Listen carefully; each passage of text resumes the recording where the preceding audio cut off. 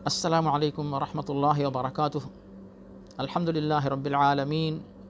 والصلاة والسلام علی عبدہ ورسولہ نبینا محمد وعلی آلہ واصحابہ اجمعین، اما بعد۔ بسم اللہ الرحمن الرحیم۔ معزز اور محترم مسلمان بھائیوں، بہنوں اور عزیز بچوں اور بچیوں، انشاءاللہ آج کی اس ملاقات میں ہم اور آپ مل کر ماہ ذوالحجہ سے تعلق رکھنے والے جو فضائل ہیں، اعمال ہیں، ان کے متعلق قرآن و حدیث میں کون سی تعلیمات پیش کی گئی ہیں، ان معلومات کی یاد تازہ کرنے کی انشاءاللہ کوشش کریں گے۔ یہاں پر ہم پہلے آپ کے سامنے یہ بات پیش کرنا چاہتے ہیں کہ ماہ ذوالحجہ جو ہے، عربی اور اسلامی کیلنڈر جو ہے، اس کے جو 12 مہینے ہیں ان میں سے 12واں مہینہ ذوالحجہ کا مہینہ ہے، اور یہ جو مہینے ہیں، ان مہینوں کا حساب، ان مہینوں کی گنتی، ان کی تعداد کو اللہ رب العالمین نے خود اپنی طرف سے مقرر کر دیا، جیسا کہ سورۃ التوبہ آیت نمبر 36 میں اللہ تعالیٰ نے واضح فرما دیا کہ سال کے جو ہے وہ 12 مہینے ہوتے ہیں،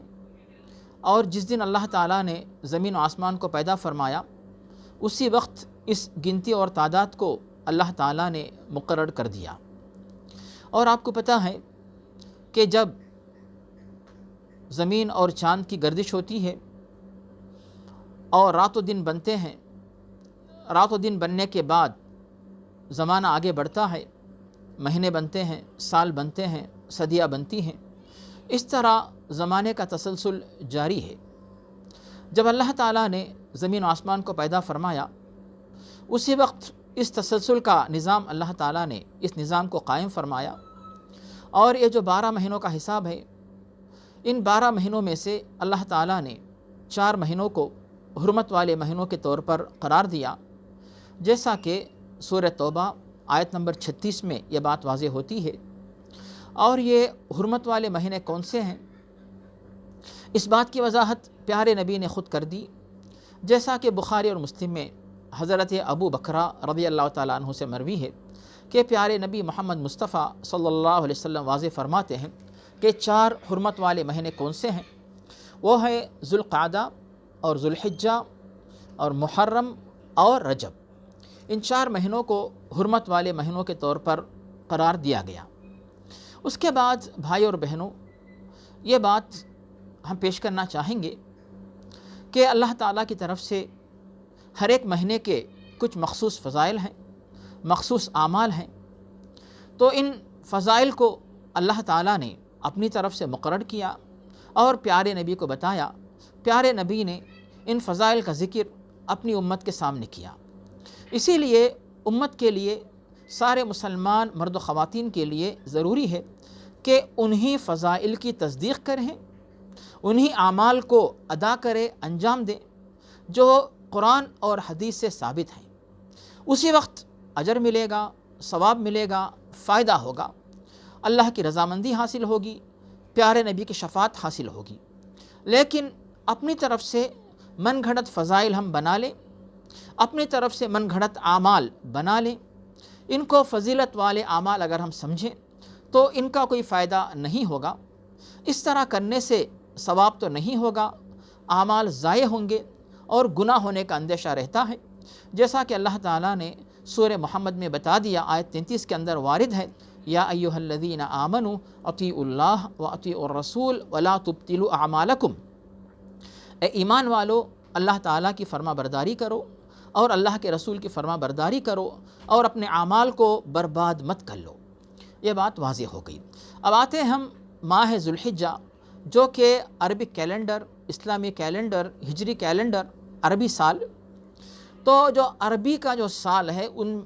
اس سال کے جو 12 مہینے ہیں، ان میں سب سے آخری مہینہ ذوالحجہ کے طور پہ شمار ہوتا ہے، ذوالحجہ جسے کہا جاتا ہے۔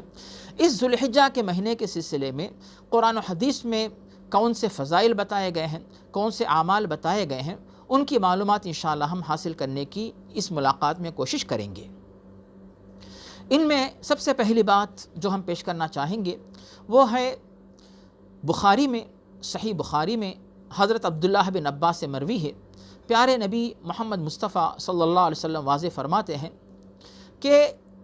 یہ جو ماہ ذوالحجہ ہے، اس ذوالحجہ کے مہینے کے جو ابتدائی 10 ایام ہیں ان میں جو نیکی کی جاتی ہے، یہ نیکی دوسرے تمام ایام کے مقابلے میں زیادہ فضیلت والی ہو جاتی ہے۔ اور ابو داؤد و ترمذی میں اور بھی آسان الفاظ میں اس طرح بتایا گیا، حضرت ابن عباس سے مروی ہے، پیارے نبی واضح فرماتے ہیں ما من ایام العمل الصالح فیہن احب الی اللہ من هذه الایام۔ یہ جو ذوالحجہ کے ابتدائی 10 دن ہیں، ان 10 دنوں میں جو نیکی کی جاتی ہے، تو یہ نیکی جو 10 دنوں میں کی جائے تو ان دنوں کے مقابلے میں یہی نیکی اگر کسی اور دن آپ کرتے ہوں تو اتنی فضیلت حاصل نہیں ہوتی جتنی کہ ان دنوں میں وہ نیکی کرنے سے حاصل ہوتی ہے۔ تو ہمیں اور آپ کو چاہیے کہ ان جو ذوالحجہ کے ایام ہیں ان کی قدر کریں، ان سے بھرپور استفادہ کریں اور زیادہ سے زیادہ نیک اعمال کریں اور اپنے آپ کو گناہوں سے بچا کے رکھیں۔ اب بھائی اور بہنوں، ہم ان 10 دنوں کے اعمال کے سلسلے میں جو تعلیمات ہمیں ملتی ہیں ان پر انشاءاللہ توجہ دیں گے۔ یہاں پر یہ بات آسانی سے ہم لوگ سمجھ سکتے ہیں کہ ذوالحجہ کا یہ مہینہ وہ ہے جس مہینے میں یا اس مہینے کے اندر مسلمان مرد خواتین حج کا فریضہ انجام دینے کے لیے جاتے ہیں اور عمرہ اور حج ادا کرتے ہیں، عمرے کا احرام باندھتے ہیں اور اس کے بعد عمرے سے فارغ ہو کر حج کا احرام باندھتے ہیں، اور اس کے ساتھ ساتھ یہ بھی کہ اسی ذوالحجہ کے مہینے میں مینا کے میدان میں جاتے ہیں، نمازیں پڑھتے ہیں، عبادات کرتے ہیں، اللہ کا ذکر کرتے ہیں، دعائیں مانگتے ہیں، عرفات کے میدان میں جا کر نمازیں پڑھتے ہیں، عبادات انجام دیتے ہیں، دعائیں مانگتے ہیں اور مناسک حج ادا کرتے ہیں۔ اسی طریقے سے ذوالحجہ کی 10 تاریخ کو حج کے اور بھی مناسک ادا کرتے ہیں، اور ذوالحجہ کی 11، 12، 13 تواریخ جو آتی ہیں ان میں مناسک حج ادا کرتے ہیں۔ تو گویا کہ اس مہینے میں حج کا فریضہ جو ہوتا ہے اور حج کے جو مناسک، حج کے اعمال، ان کو انجام دے کر مسلمان مرد و خواتین ثواب حاصل کرتے ہیں۔ لیکن ہمارا موضوع حج عمرے سے متعلق نہیں ہے، اسی لیے ہم اس کے بارے میں زیادہ تفصیلات نہیں پیش کریں گے، بلکہ جو مسلمان مرد و خواتین حج پہ نہ گئے ہوں، اپنے اپنے مقام پر موجود ہوں، تو وہ لوگ یعنی ہم اور آپ کیا کر سکتے ہیں، کیا نیک کام کر سکتے ہیں، کس طرح زیادہ ثواب حاصل کر سکتے ہیں، اس کے متعلق انشاءاللہ معلومات آپ کے سامنے ہم پیش کریں گے۔ اب یہاں پر جیسا کہ بھی آپ کے سامنے حدیث تو آ گئی کہ ان ایام میں نیکی کرنا، یہ نیکی جو ہے دوسرے ایام کے مقابلے میں زیادہ فضیلت والی بن جاتی ہے، اس پر زیادہ ثواب حاصل ہوتا ہے۔ اب ان میں سے سب سے پہلے ہم ان ایام کے کچھ حصے کرتے ہیں۔ ایک تو پہلی تاریخ، ذوالحجہ کی پہلی تاریخ سے لے کر 8 تاریخ تک، اور اس کے بعد ذوالحجہ کی 9 تاریخ اور ذوالحجہ کی 10 تاریخ اور ذوالحجہ کی 11، 12، 13۔ چونکہ یہ 1 سے لے کر 13 جو ایام ہیں ان کی زیادہ فضیلت ہے، اسی لیے ہم اس ملاقات میں کوشش کریں گے کہ ان ایام کے متعلق جو ہے خصوصی فضائل، خصوصی اعمال کے متعلق آپ کے سامنے تفصیلات پیش کریں۔ اب پہلی بات یہ آتی ہے کہ عربی کا جو دن شروع ہوتا ہے وہ مغرب سے لے کر مغرب تک اس کا شمار ہوتا ہے۔ مثال کے طور پر ابھی آج جو تاریخ چل رہی ہے تو کل شام سے لے کر آج شام کے مغرب تک، کل کی مغرب سے لے کر آج کی مغرب تک جو ہے تاریخ شمار ہوتی ہے۔ پھر آج شام کی مغرب کو کل کی تاریخ شروع ہو جاتی ہے تو کل کی تاریخ جو ہے آج شام کی مغرب سے لے کر کل شام کی مغرب تک جو ہے وہ شمار ہوتی ہے۔ اس طریقے سے عربی کا دن اس طریقے سے شمار ہوتا ہے، پہلے مکمل رات، اس کے بعد مکمل دن، اس کے بعد پھر دوسری تاریخ شروع ہو جاتی ہے۔ اب آتی ہے بات پہلی تاریخ سے لے کر 8 تاریخ تک ہم کیا کر سکتے ہیں۔ تو یہاں پر ہمارے سامنے 2 آیتیں اور اس کے بعد 2 حدیثیں، یہ 4 دلائل ہمارے سامنے موجود ہیں۔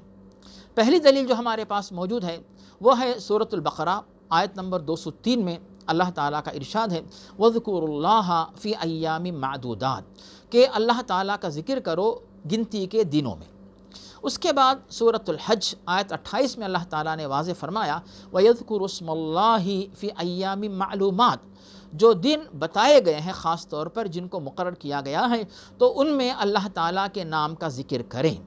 یہ تو ہو گئی 2 باتیں۔ اب تیسری باتیں ملتی ہمیں جو مسند احمد و طبرانی کے اندر حضرت عبداللہ بن عمر سے پیارے نبی واضح فرماتے ہیں کہ فَأَكْثِرُوا فِيهِنَّ مِنَ التَّهْلِيلِ وَالتَّكْبِيرِ وَالتَّحْمِيدِ، کہ ان دنوں کے اندر کثرت سے تم لوگ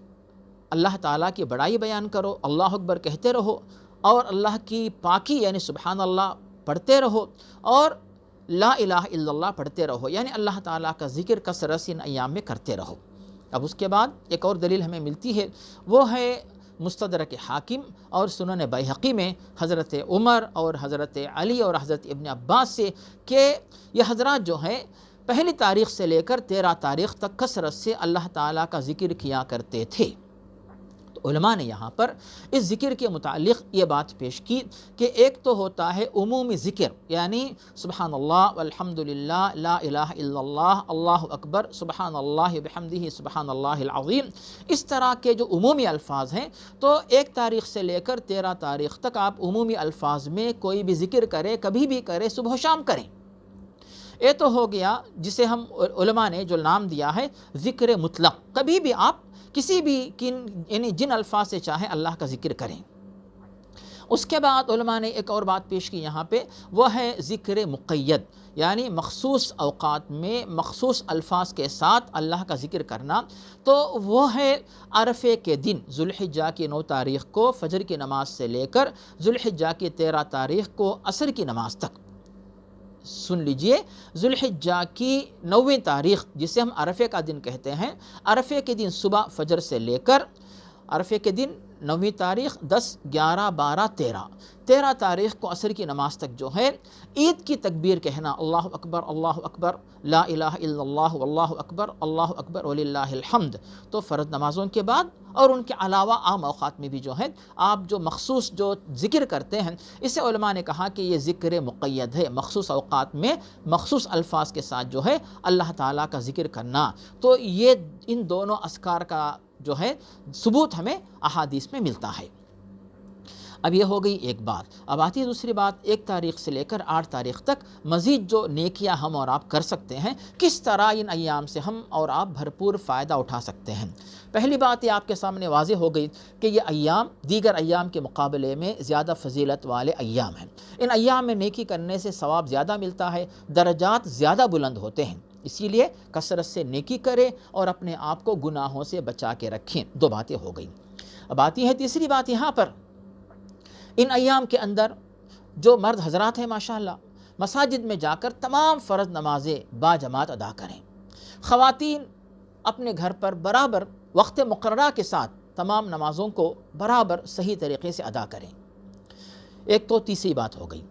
اب چوتھی بات، اپنے بچوں کو نماز کی عادت ڈالیں۔ 5ویں بات، فرائض کے علاوہ سنن اور نوافل کی پابندی کریں۔ مثال کے طور پر ہر دن سنت مؤکدہ کی پابندی کریں، تحیۃ الوضو، تحیۃ المسجد، صلاۃ الاشراق، صلاۃ الضحیٰ، تہجد کی نماز، اس طرح فرض نمازوں کے علاوہ سنت اور نفل نمازوں کی پابندی کثرت سے کیا کریں۔ اب اس کے بعد پیارے نبی پر کثرت سے درود پڑھتے رہیں، قرآن مجید کی تلاوت کرتے رہیں۔ یہ بھی ثواب کا کام ہے، بہت بڑے ثواب کا کام ہے، اور اس کے سلسلے میں ہم زیادہ دلائل پیش کرنا نہیں چاہتے کیونکہ وقت مختصر رہتا ہے، اسی لیے ہم صرف جو ہے فضائل اور اعمال آپ کے سامنے پیش کر رہے ہیں کہ کون کون سے کام ان دنوں میں ہم اور آپ کر سکتے ہیں۔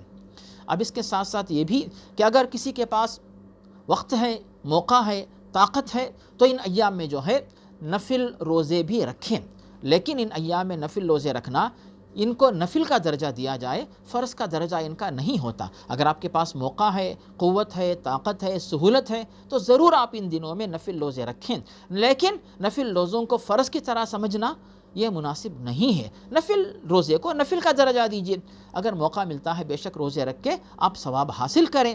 اور پھر روزے کے سلسلے میں ہمیں اور آپ کو چاہیے کہ روزے کے وہی جو شرائط، فرائض، ارکان، حقوق، آداب جو ہوتے ہیں، اخلاص نیت ہو اور روزے کے آداب کا خیال رکھیں۔ صبح سحری کریں، شام میں فجر سے پہلے سحری کریں اور غروب آفتاب کے بعد افطار کریں۔ روزے کا ثواب گھٹانے والے کاموں سے اپنے آپ کو بچا کے رکھیں اور روزہ توڑنے والے اسباب سے اپنے آپ کو بچا کے رکھیں۔ تو اس طرح ان دنوں میں جو ہے ہم اور آپ نفل روزے رکھ سکتے ہیں تاکہ زیادہ سے زیادہ ثواب اور اجر حاصل ہو۔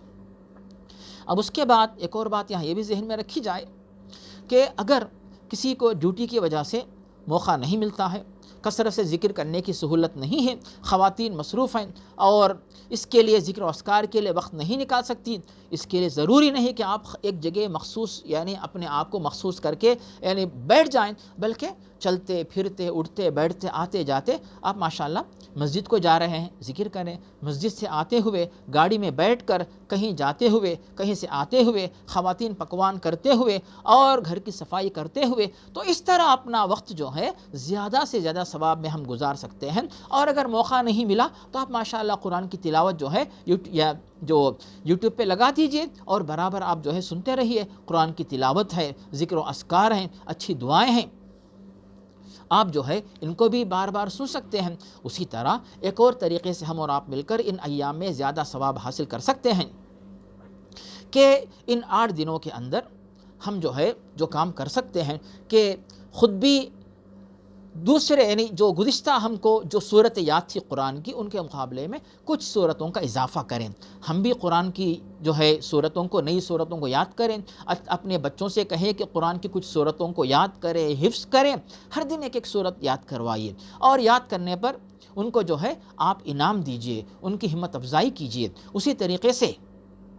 آپ اگر 8 دن میں قرآن ختم کرنا چاہتے ہیں تو آپ ایک دن میں 4 پارے اگر وقت ملتا ہے 4 پاروں کی تلاوت کریں تو آپ جو ہے 8 دن کے اندر جو ہے قرآن مکمل کر سکتے ہیں۔ اسی طریقے سے بچوں کو ہر دن ایک نئی دعا سکھلائیے، نماز کی دعائیں، رات میں سوتے وقت کی دعا، صبح اٹھتے ہیں جب جو دعا پڑھتے ہیں، گھر سے نکلتے وقت جو دعائیں ہیں، اسی طرح دونوں سجدوں کے درمیان جو دعا کرتے ہیں، رکوع کے بعد والی دعا، اس طرح جو بہت ساری دعائیں ہیں، ان دعاؤں میں سے جو دعائیں یاد نہیں ان کو یاد کریں، جو دعائیں یاد ہیں ماشاءاللہ ان کو آپ دہرائیں تاکہ ان کی یاد دہانی جو ہے وہ ہمارے لیے ہو جائے۔